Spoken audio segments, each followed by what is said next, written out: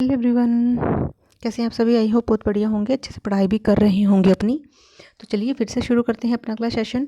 हम स्किल की बात कर रहे थे। हमने 2 स्किल कर ली थी अपनी। एक तो था आपका पहला लिसनिंग स्किल, सुनना कौशल, और फिर दूसरा था आपका बोलना कौशल। बोलना कौशल को वाचन कौशल भी बोलते हैं, ठीक है। तो आज पढ़ेंगे अपना पढ़ना कौशल। इसे बोलते हैं पठन कौशल भी बोलते हैं इसे, पठन कौशल। तो पठन कौशल का मीनिंग देख लेते हैं क्या होता है। पठन कौशल का अर्थ है लिखित सामग्री को समझना, व्याख्या करना और उसका विश्लेषण करने की क्षमता आना। पठन कौशल उसे ही माना जाएगा। सिंपल अगर हम किसी लाइन को पढ़ रहे हैं, यानी कि किसी बुक को हम पढ़ रहे हैं चैप्टर टू चैप्टर, अगर हम उसको सिर्फ पढ़ रहे हैं, उनका मीनिंग नहीं निकाल रहे हैं। मीनिंग निकालना बहुत ज़्यादा ज़रूरी है। जब हम किसी लिखी हुई सामग्री का मीनिंग निकालना शुरू कर देते हैं, उसकी व्याख्या करेंगे, एक्सप्लेनेशन करेंगे, या उसको हम विश्लेषण करना शुरू कर देते हैं, उसका निचोड़ निकालना शुरू कर देते हैं, तो वो कहीं ना कहीं पठन कौशल का स्किल आता है। ठीक है, कि पठन कौशल बच्चे में तब विकसित होगा जब बच्चा अच्छे से लिखी गई सामग्री को समझेगा, उसकी व्याख्या करेगा और एक लास्ट कंक्लूजन पर, निष्कर्ष पर पहुंचेगा। जब बच्चे में इस तरह की सारी ये जो क्षमताएं हैं वो डेवलप हो जाएंगी, तो बच्चे का जो पठन कौशल है वो बच्चे का विकसित हो जाएगा। केवल हमने सिर्फ पढ़ने तक ही सीमित नहीं रहना है, बल्कि जो पाठ है, जो लिखा हुआ सामग्री है, उसके मीनिंग को समझना, उसके उद्देश्य को भी समझना इसमें शामिल होता है। तो रीडिंग के टाइप कर लेते हैं। रीडिंग के टाइप से आपके क्वेश्चन बहुत बार एग्जाम में आता है, आपके सीटेट एग्जाम में बहुत ज़्यादा इंपॉर्टेंट है। ठीक है, तो पठन कौशल यानी कि पढ़ने के प्रकार। रीडिंग सबसे पहले आता है हमारा साइलेंट रीडिंग, मौन पठन जिसे बोलते हैं। मौन पठन में क्या होता है कि हम धीरे धीरे बिना बोले, यानी कि हमारी आवाज़ जो है वो दूसरों तक नहीं जाएगी, यानी कि हम मन मन में पढ़ेंगे बिना आवाज़ के। जब छात्र पढ़ते हैं उसे बोलते हैं मौन पठन। इसका उद्देश्य तेजी से पढ़ना और समझने की क्षमता विकसित करना है। क्योंकि जब बच्चा धीरे धीरे पढ़ेगा, देखिए सबसे पहले तो बच्चा पढ़ता है लाउड रीडिंग जिसे बोलते हैं, ऊंचे स्वर में पढ़ना, ऊंचे स्वर में पढ़ना। ठीक, फिर जब बच्चा ऊंचे लाउड रीडिंग करना शुरू कर लेता है, उसके बाद फिर साइलेंट रीडिंग आती है।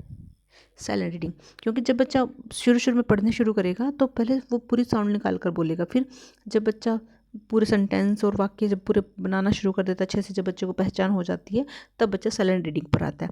क्योंकि साइलेंट रीडिंग में क्या है कि हम तेज़ी से बच्चे की हैबिट डेवलप करेंगे। वो तो आप भी देख लो, अगर आप बोल बोल कर पढ़ोगे ना कोई एक पेज को, तो बुक को बहुत टाइम लगेगा। लेकिन अगर आप धीरे धीरे उस पेज को पढ़ोगे तो वो आपको ईजिली बहुत जल्दी कम टाइम में आप पढ़ लोगे। तो तेज़ी से पढ़ने की क्षमता और समझने की क्षमता को विकसित करना है। ये स्वाध्याय और परीक्षा की तैयारी के लिए उपयोगी है। जो आपका अगला है आपका सस्वर पठन, लाउड रीडिंग। लाउड रीडिंग बोलते हैं इसको, यानी कि ज़ोर ज़ोर से पढ़ना, ताकि बच्चे का वो जो उच्चारण है, ध्वनि है, फ्लुएंसी है, उस पर ध्यान दिया जा सके। उच्चारण कौशल को सुधारता है यह, क्योंकि बच्चे के बोलने का तरीका कैसा है, बच्चा प्रनाउंस कैसे कर रहा है, तो वो लाउड रीडिंग में होता है।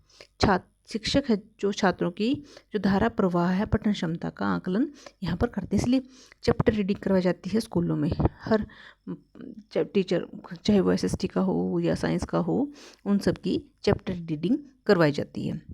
ठीक है, और लाउड रीडिंग 2 तरह की होती है। एक तो होती है आपकी व्यक्तिगत पठन,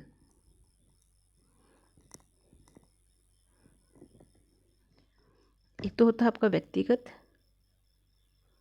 व्यक्तिगत पठन, एक होता है सामूहिक। जो व्यक्तिगत पठन है, यहाँ पर बच्चा अकेला बोल बोल कर पढ़ेगा, और सामूहिक में यहाँ पर बच्चा ग्रुप में। पहले तो हमारे टाइम में जैसे बच्चे को हम टेबल याद करवाते थे, पहाड़ याद करवाते थे, तो एक बच्चा बोलता, पीछे सारे बच्चे बोलते थे। जब सारे बच्चे साथ साथ बोल रहे हैं तो उसे बोलते सहस्वर वाचन। एक साथ सब बच्चे जब एक ही चीज़ को बार बार रिपीट करके पढ़ रहे हों, ठीक है, उसे बोलते थे हम लाउड रीडिंग करना। और सहस्वर पाठन करना, सौमित पाठन भी उसे बोलते हैं, कि साथ साथ में पढ़ना। ठीक है, और जो सहस्वर वाचन है, इसमें एक आदर्श वाचन भी आता है, एक अनुकरण वाचन भी आता है। आदर्श वाचन टीचर करेगा, बच्चे उसका अनुकरण करेंगे, तो उसको हम बोलते हैं अनुकरण वाचन, जब छात्र टीचर को सुन सुन के साथ साथ में बोलेंगे। अब पढ़ने के कुछ और भी अन्य प्रकार होते हैं, इनसे बड़ा क्वेश्चन आता है। एक होता है आपका गहन पठन, इंटेंसिव रीडिंग।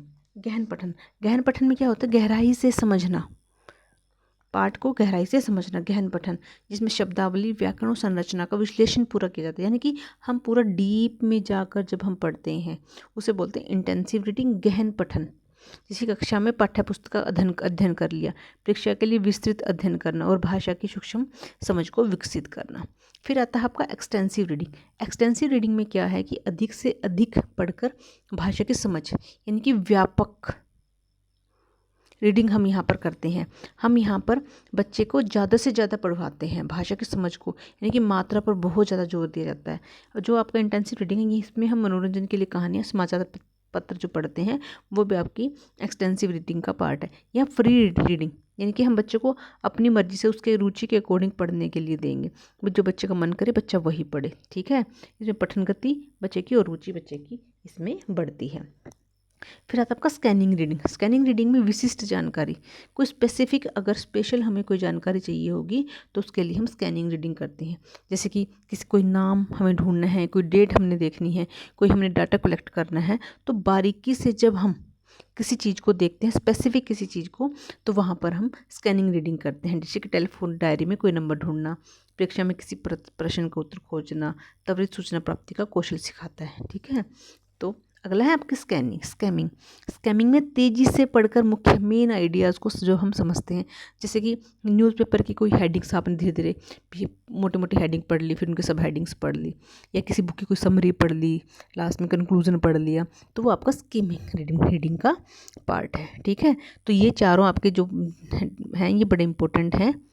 ये जो टाइप्स हैं आपका इंटेंसिव रीडिंग, जब हम गहराई से समझ के पढ़ते हैं। एक्सटेंसिव रीडिंग यानी कि व्यापक पठन, जब हम अधिक से अधिक बहुत ज़्यादा चीज़ों को पढ़ते हैं। फिर है आपका स्कैनिंग रीडिंग, यानी कि विशिष्ट जानकारी के लिए स्पेसिफिक कोई इन्फॉर्मेशन अगर हमें चाहिए। स्कैमिंग रीडिंग से हमें क्या है कि हम सिर्फ मेन आइडिया के लिए तेज़ी से पढ़ते हैं लगातार, जैसे कि फटाफट से पढ़ लिया है ना, तो वो होता है आपका स्कैनिंग रीडिंग। चलिए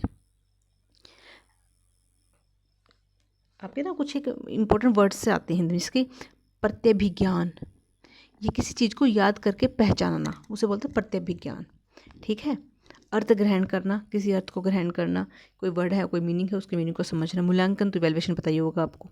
ठीक है, अगला है पठन के कुछ अन्य प्रकार भी हैं, जैसे कि द्रुत पठन। द्रुत पठन किसे बोलते हैं कि मौन रूप से तीव्र गति से पढ़ना, जैसे हम धीरे धीरे बिना आवाज़ निकाले और बहुत तेज़ी से पढ़ेंगे तो उसे बोलेंगे हम द्रुत पठन, जिसमें समाचार पत्र, पत्रिका और साहित्य, लिटरेचर वगैरह का जब हम पढ़ते हैं। विहंगालोकन।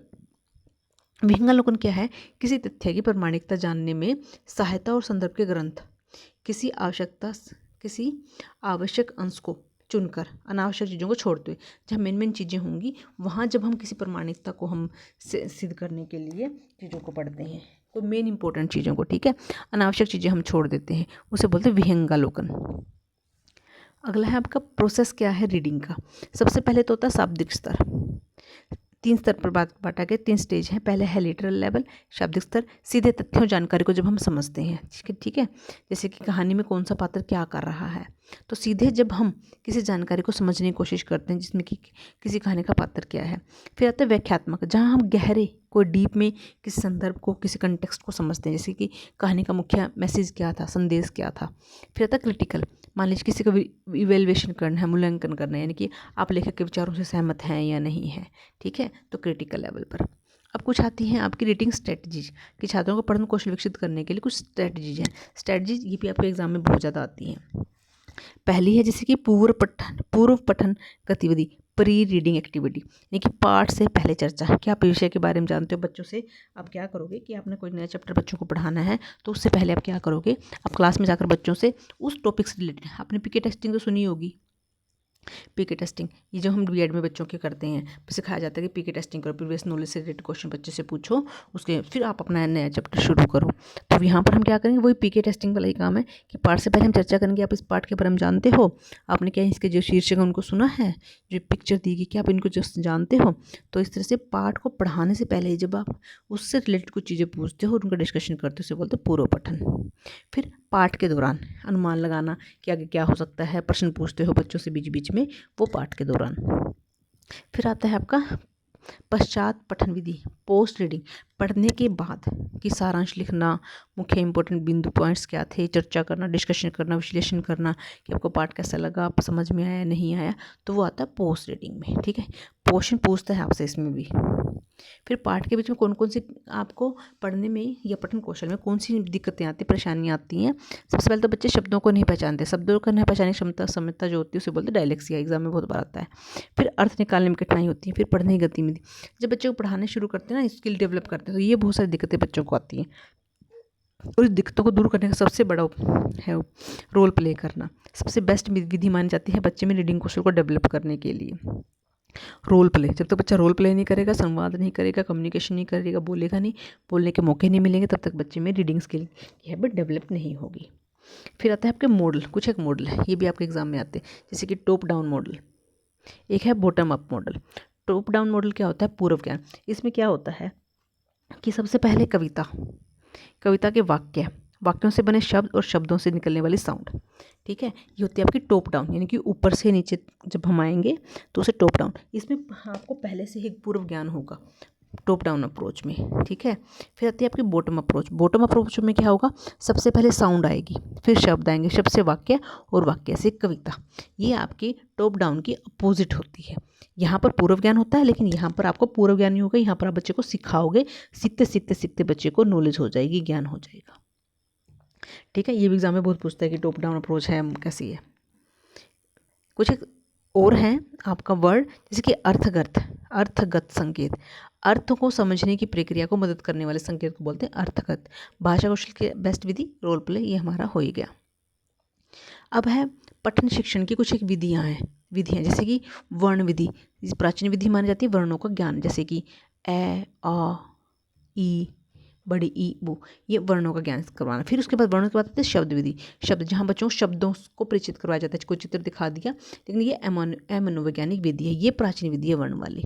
फिर वाक्य विधि, कि पठन प्रारंभ यहीं से होगा, वाक्य से ही, कि बच्चे को सारे वर्णों की, शब्दों की पहचान हो जाती है, तो बच्चा वाक्य बनाता है। और वाक्य को सबसे सर्वोत्तम विधि पढ़ने की है मानी जाती है, कि बच्चे का भी यहाँ से पढ़ना शुरू हो गया। ध्वनि साम्य विधि, कि समान ध्वनि वाले, समानता वाले जब शब्द बच्चों को पढ़ाए जाते हैं, जैसे कि जल, कल, ठीक है, इस तरह के जब सेम साउंड के वर्ड को जब बच्चों को पढ़ाएंगे, ध्वनि साम्य विधि उसे बोलते हैं, जहाँ राइमिंग वर्ड्स का हम ज़्यादा से ज़्यादा यूज़ करते हैं।